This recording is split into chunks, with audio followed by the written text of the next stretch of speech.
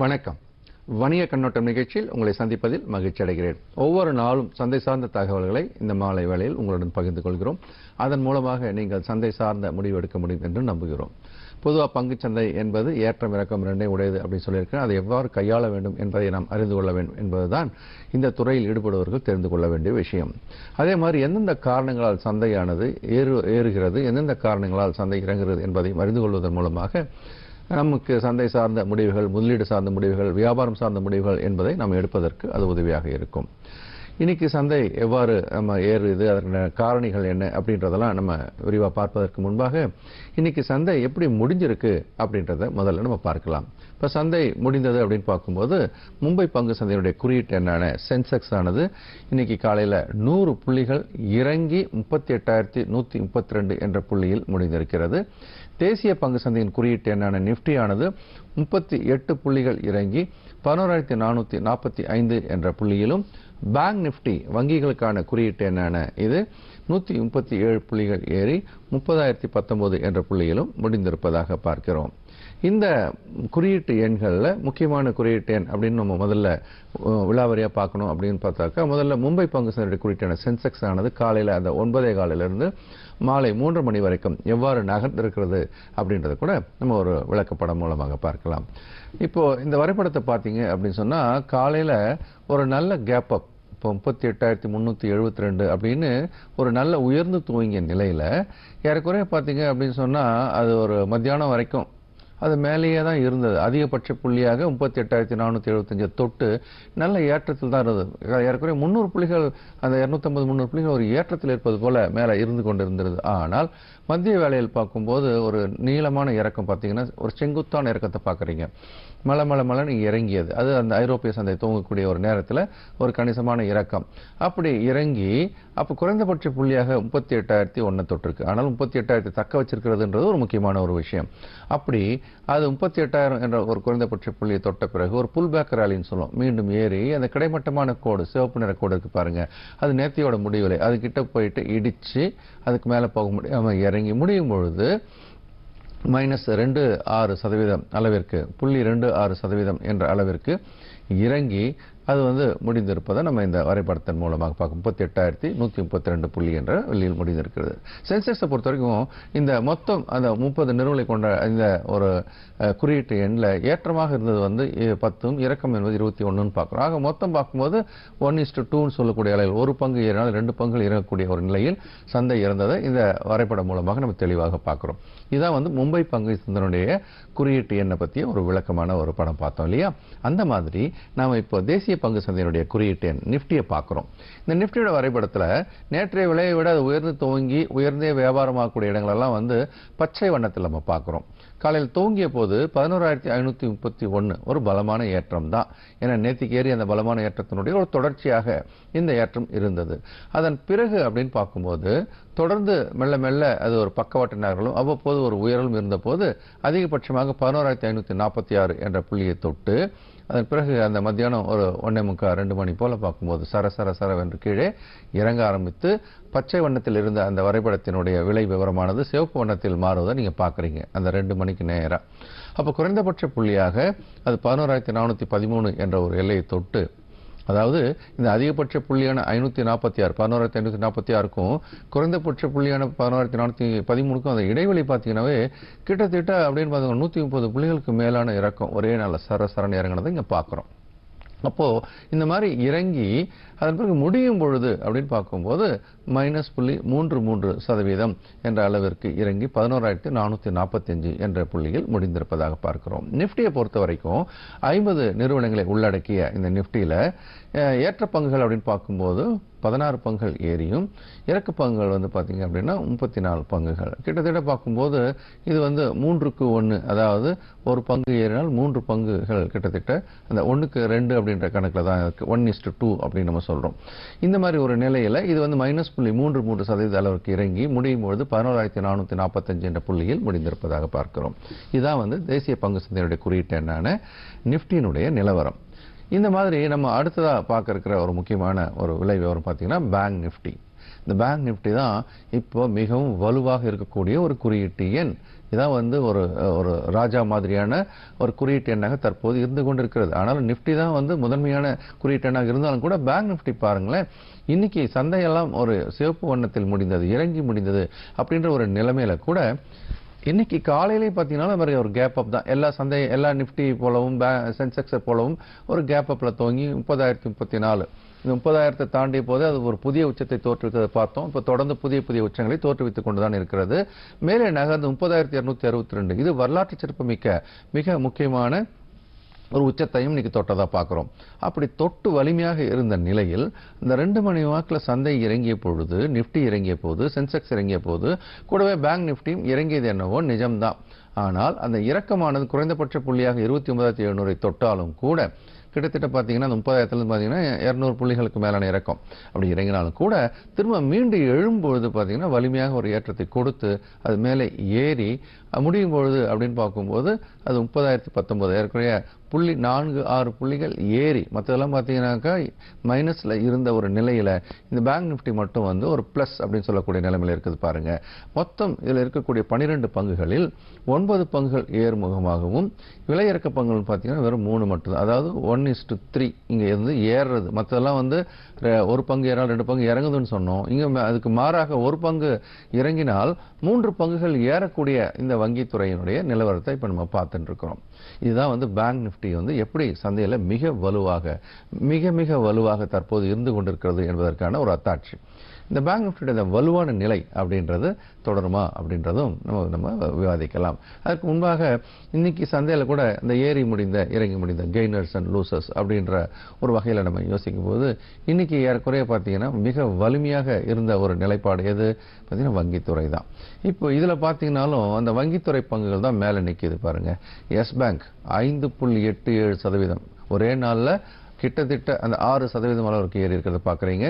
ஏறி 268.60 என்ற நிலையிலும், அடுத்தது இண்டஸ்இண்ட் பேங்க் அதுவும் 5.68% அளவிற்கு ஏறி 1812 என்ற விலையிலும், அப்புறம் இந்தியா புல்ஸ் ஹவுசிங் ஃபைனான்ஸ் 2.78% அளவிற்கு ஏறி 750 என்ற புள்ளியிலும், ஜேஎஸ்டபிள்யூ ஸ்டீல் அப்படின்னு பார்த்தீங்கன்னா 1.71% ஏறி 286.1 இந்த விலையிலும், ஸ்டேட் பேங்க் ஆஃப் இந்தியா அப்படின்னு பார்க்கும்போது 1.48% அளவிற்கு ஏறி 308 ரூபாய் என்ற விலையிலும் முடிந்திருக்கு. டாப் 5ல பார்த்தீங்கன்னா 3மே வந்து வங்கித்துறை சார்ந்த பங்குகள் இருப்பதுதான் இந்த கெய்னரோட லிஸ்ட்ல நம்ம இன்னைக்கு சிறப்பம்சமா பார்க்கிறோம். இப்படி கெய்னர்ஸ் மாதிரி நம்ம லூசர்ஸ் இன்னைக்கு இந்த சந்தையில யாரெல்லாம் அப்படி இருந்தாங்க அப்படின்றதனுடைய ஒரு சில முக்கியமான ஒரு பங்குகளை மட்டும் பார்க்கலாம். இன்னைக்கு அப்படின்னு பார்க்கும்போது முதல்ல நிற்கிறது ஹிந்த் பெட்ரோ. இது வந்து ஆயில் மார்க்கெட்டிங் கம்பெனி -2.82% அளவிற்கும், அதாவது 269 என்ற 0.25 விலையில் முடிந்திருக்கிறது. அடுத்து என்டிபிசி வந்து -2.7% அளவிற்கு இறங்கி 137 என்ற விலையிலும், டாடா மோட்டார்ஸ் 1.94% அளவிற்கு இறங்கி 169.7 என்ற விலையிலும், பாரதி ஏர்டெல் இதுவரைக்கும் நல்லா ஏறிட்டு தான் இருந்தது, இன்னைக்கு இறங்க ஆரம்பிச்சிருக்கு லாபத்தை எடுக்கும் நோக்கில் -1.89 என்ற அளவுக்கு இறங்கி 321 ரூபாய் 60 காசிலும், ஏஷியர் மோட்டார்ஸ் -1.67% அளவிற்கு இறங்கி 21.024 அது 21,024 என்ற விலையில் இறங்கி முடிந்திருப்பதாக பார்க்கிறோம். இதான் வந்து இன்னைக்கு எப்படி சந்தை இருந்தது என்பதை பற்றிய ஒரு பிக் பிக்சர் அப்படின்னு சொல்லுவோம். இதெல்லாம் வந்து சந்தையில் நிஃப்டி, பேங்க் நிஃப்டி, சென்செக்ஸ் இதனுடைய நிலவரம் இன்னைக்கு எப்படி இருந்தது என்பதை நம்ம ஒரு இன்னைக்கு நாள் நடந்து முடிஞ்ச முழு விஷயத்தையுமே ஒரு சேர பார்த்துருக்கிறோம். அது மாதிரி இன்னைக்கு வலிமையாக ஏறியதும் இறங்கியதும் பார்க்கும்பொழுது இதில் நம்ம கண்ணுக்கு நேராக தெரிஞ்ச விஷயம் எது? வங்கித்துறை. அப்போ இந்த ஃபைனான்சியல் செக்டார் அப்படின்றது தான் மிகப்பெரிய வலிமையான ஏற்றத்தில் தற்போது இருந்து கொண்டிருக்கிறது. பொதுவாக பங்குச்சந்தையினுடைய ஏற்றம் இறக்கம் என்பது பல்வேறு துறைகளால் ஆளப்படும். அதாவது பங்குச்சந்தை ஏறுது அப்படின்னு சொன்னா அது பின்புலமாக எந்தெந்த துறை சார்ந்த பங்கெல்லாம் இருக்கிறது என்பதை நம்ம ஆராய ஆரம்பிப்போம். அப்படி சமீபத்தில் நடந்த ஒரு ஏற்றம், அதாவது நிஃப்டியை பொறுத்த வரைக்கும் இல்லை பங்குச்சந்தையை பொறுத்த வரைக்கும் சமீபத்தில், அதாவது கடந்த 2 வாரத்தில் மட்டும் பார்க்கும்போது சந்தையானது மிகப்பெரிய வலுவான ஏற்றத்தை கொண்டிருப்பதை பார்க்கிறோம். இதற்கு பின்புலமாக இருந்தது எது அப்படின்னு பார்க்கும்பொழுது இந்த வங்கித்துறை சார்ந்த பங்குகள் தான். இப்போ வங்கித்துறை சார்ந்த பங்குகள் மிக வலிமையாக ஏறி இருக்கிற ஒரு காரணத்தினால் நிஃப்டி ஆனது மிக வலிமையாக இல்லை, ஒட்டுமொத்த பங்கு சார்ந்தது மிக வலிமையாக ஏறி இருப்பது என்பது ஒரு முக்கியமான காரணம். இப்போ பங்குச்சந்தையில வந்து ஏன் இந்த ஃபைனான்சியல் செக்டார் என்று சொல்லக்கூடிய நிதித்துறை சார்ந்த பங்குகளுக்கு ஏன் இப்போ வந்து ஒரு புதிய கிராக்கி ஏற்பட்டது அப்படின்னு நம்ம பார்க்கும்பொழுது இன்னைக்கு தேதிக்கு அப்படின்னு பார்த்தீங்கன்னா அந்நிய நிதி நிறுவனங்கள் இந்திய பங்குச்சந்தைக்குள் அதிக அளவு பண ஒதுக்கீடு செய்திருக்கிறார்கள். தினமும் அவர்கள் வாங்கி கொண்டே இருக்கிறார்கள். இப்போ சமீபத்தில் அப்படின்னு பார்க்கும்போது கடந்த இந்த ஒரு சில வாரங்களை கணக்கில் எடுத்துக்கொண்டு பார்த்தாலும் கூட கிட்டத்தட்ட 24,000 கோடிக்கு மேலாக இந்திய பங்கு சந்தையில் முதலீடு செய்திருக்கிறார்கள் என்பது ஒரு நிஜம். அதாவது $4 பில்லியன் மேலான பணமானது இந்திய பங்கு சந்தைக்குள் ஒரு குறுகிய காலத்தில் நுழைந்திருப்பதை நம்ம பார்க்கிறோம். இந்த மாதிரி ஒரு முக்கியமான ஒரு நேரத்தில் அந்நிய நிதி நிறுவனங்களுடைய செயல்பாடுகள் தான் இந்த பங்கு சந்தை ஏற்றத்திற்கான காரணம். அதே நேரம் அவர்கள் எதை ஆயுதமாக பயன்படுத்தி இந்த சந்தையை ஏற்றிருக்கிறார்கள் பார்க்கும்போது ஃபைனான்சியல் செக்டார் என்று சொல்லக்கூடிய நிதித்துறை சார்ந்த பங்குகளில் அதிக அளவு முதலீடுகள் செய்திருக்கிறார்கள் என்பதும் ஒரு தகவலாக நாம் எடுத்துக்கொள்ளலாம். இப்போ சந்தை இப்போ இப்படி இருக்கே, இதை வந்து நம்ம ஒரு டெக்னிக்கலாகவும் ஆராயணும் இல்லையா? ஒவ்வொரு வாரமும் உங்களுக்கு நான் டெக்னிக்கலாகவும் அதை பற்றி சொல்லிக்கிட்டே இருக்கிறேன். இப்போ டெக்னிக்கல் அனாலிசிஸ் மூலமாக கூட அதை நம்ம பார்க்கலாம். இப்போ டெக்னிக்கல் அனாலிசிஸ் அப்படின்னு சொல்லும்போது இன்றைக்கி நம்ம எதை பார்க்கலாம்? சப்போர்ட் அண்ட் ரெசிஸ்டன்ஸ் என்று சொல்லக்கூடிய தடைநிலை, ஆதரவு நிலை அப்படின்னு நம்ம டெக்னிக்கல் அனாலிசிஸ் படிக்கக்கூடிய முக்கியமான ஒரு எல்லைகள். இந்த எல்லைகளை நம்ம வந்து ஃபியூச்சர்ஸ் நிஃப்டி அப்படின்னு சொல்லக்கூடிய இந்த வரைபடத்தின் மூலமாக பார்க்கலாம். இந்த வரைபடத்தை நீங்கள் உற்று நோக்கிறீர்களே ஆனால் இது வந்து 11,590 அப்படின்ற ஒரு எல்லையில் மிக வலிமையாக தற்போது தடுத்து நிறுத்தப்பட்டு கொண்டிருப்பதை பார்க்கிறோம். ஒருவேளை இந்த 11,590 உடைக்கப்பட்டால் சந்தையானது மிக வலிமையாக இதற்கு மேலே ஒரு 200-250 புள்ளிகள் ஏறலாம். கீழே இந்த 11,320 உடைக்கப்பட்டு கீழே இறங்கினால் அது 11,100 என்ற புள்ளியை நோக்கி நகரலாம். அதாவது மேலேயும் கீழேயும் 200 புள்ளிகள் சுமார் நகர்வதற்கான வாய்ப்பு இருப்பது என்பதை இந்த வரைபடம் மூலமாக நாம் தெரிந்து கொள்ளலாம். அப்போ இதெல்லாம் தெரிஞ்சுக்கிட்டு என்ன பண்ண போகிறோம் அப்படின்னு சொன்னால், வியாபாரம் செய்பவர்களாக இருந்தால் அந்த விதிமுறைகளை கண்டிப்பாக மனதில் கொள்ள வேண்டும். ட்ரேடிங் ரூல்ஸ் உங்களுக்காக நான் வகுத்து கொடுத்துருக்கிற முதல் விதிமுறை என்ன? சக்திக்கு மீறி பொசிஷனை எடுக்கக்கூடாது. வாய்ப்பு வரும்போது மட்டுமே வியாபாரத்தில் ஈடுபடணும். கண்ணில் பார்த்த லாபத்தை கணக்கில் கொண்டு வர வேண்டும். 10ல் 3 தப்பானாலும் ஏற்றுக்கொள்ளக்கூடிய மனப்பான்மை வேணும். இது ரொம்ப முக்கியமான விதிமுறைகளாக நாம் எடுத்துக்கொள்ள வேண்டும். இதுவரைக்கும் சந்தை எப்படி கையாளணும்னு பார்த்தோம் இல்லையா? சந்தை சார்ந்த சில முக்கியமான புள்ளி விவரங்கள் கூட ஒன்று ஒன்றா பார்க்கலாம். முதல்ல செக்டார்ஸ் அப்படின்னு நம்ம சொல்லும்போது இன்னைக்கு ஏறி முடிந்த துறைகள் பார்த்தீங்கன்னா வங்கித்துறை 0.7% அளவிற்கும், நுகர்வோர் பொருட்துறையானது 0.51% அளவிற்கும், நிதித்துறையானது 0.43% அளவிற்கும் இன்னைக்கு ஏறி முடிந்ததாக பார்க்கிறோம். இதற்கு அடுத்து நம்ம பார்க்கறது வந்து இறங்கி முடிந்த சில முக்கியமான துறைகள். அதில் முதல்ல பயன்பாட்டுத்துறை -1.08% அளவிற்கும், எரிசக்தி துறை -1.01% அளவிற்கும், அடுத்து மின்சாரத்துறையானது -0.95% அளவிற்கும் இறங்கி முடிந்ததாக பார்க்கிறோம்.